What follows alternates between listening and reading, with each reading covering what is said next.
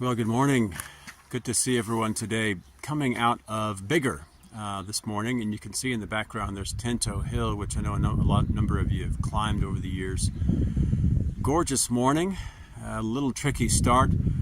I left the house, it had been sunny all morning, and then immediately when I left the house it started raining, so I'm unpacking my waterproofs on the way to meet a friend of mine, Paul Watson. There's Paul over there, sending a few texts. Say hello, Paul. Say hello. Come on in. Oh, come inside. Yeah. This is my buddy Paul. Hi, guys. He's come to walk with me this journey from Bigger to Lanark. We should be out most of the day, so hopefully it's going to be dry. It's really nice and cool. I was a little worried that it was a central belt walk and that it would be too crowded with traffic, but this has worked out just really nice. Anyway, last night I was staying with a pal who taught me more about hospitality than I taught him. A fellow Church of Scotland minister. He and his wife just have an open door in their house, and they have a guest book that literally has hundreds of people that have stayed with them over the years. So I told him this was the gold standard for hospitality, to be in someone's home, to have a bath. They even washed my clothes. I think they were trying to tell me that I smelled like I'd been sleeping rough. And well, I have, and I did. And so I was grateful for them and their hospitality to not only let me use their shower, but to wash my clothes.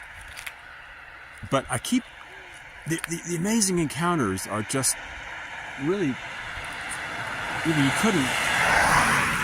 can't write this stuff. So I'm coming into Broughton yesterday afternoon, and a guy with a backpack coming off a trail immediately draws interest. So I was talking to this couple, and they were planting their spring flowers. And of course they started asking me about, what are you doing? I said, well, I'm walking the Kentigern Way. And the guy looks at me and says, that is amazing. Not 1 hour ago, I was going through some of my mother's things and I came across a whole pile of books on Kentigern. So I'll post you a picture of what he had, and he said, take as much as you want. I said, well, I can't take all of it. So I grabbed a book of Kentigern Tales. And then I asked for a reference for a local cafe. More traffic here than we've had in the last 30 minutes. There goes one of the cars.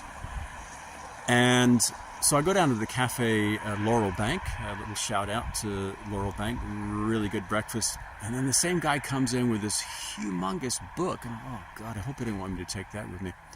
Anyway, it's a history of Glasgow Cathedral that was written in 1898. And there's a whole chapter on Kentigern. So I photographed all the pages, and we'll look at that later. But it just says, and then I'm talking to a couple, little shout out this morning to Morag and Peter, new best pals that I was talking to in the cafe, interested in what I was doing, and their lives were equally interesting, and just really interesting to have those connections. But as we're coming out of Bigger this morning, it's occurred to me that my devotional life, prayers and scripture reading, it requires a certain amount of leisure and a certain amount of freedom that I really haven't had out here. So that usual pattern of devotions and readings and praying, I just kind of had to let it go and trust that somehow there's a sense of immersive devotion that's happening as I'm walking along. And I think it has a lot to do with just being out in nature and being aware that you're not walking over the land, you're not walking through the land, you become part of it and part of the environment. And recognizing that vulnerability, that letting down of those usual guards is really a way of connecting in a way that I think we shield ourselves from, literally, and I think metaphorically or metaphysically. We distance ourselves from one another and from the created order. And I think we're missing something. So really, really pleased to be out here. It's really, really far more picturesque and wonderful than I anticipated, and very glad to be a part of it. So I'm going to stay with some friends tonight in Lanark. It's about a 6-7 hour walk to Lanark, so we'll be out all day.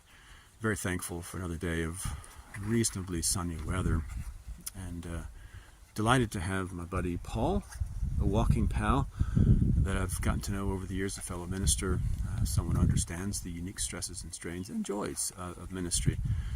So anyway, maybe that's enough for today, and I will talk to you again tomorrow. Peace and love. Bye.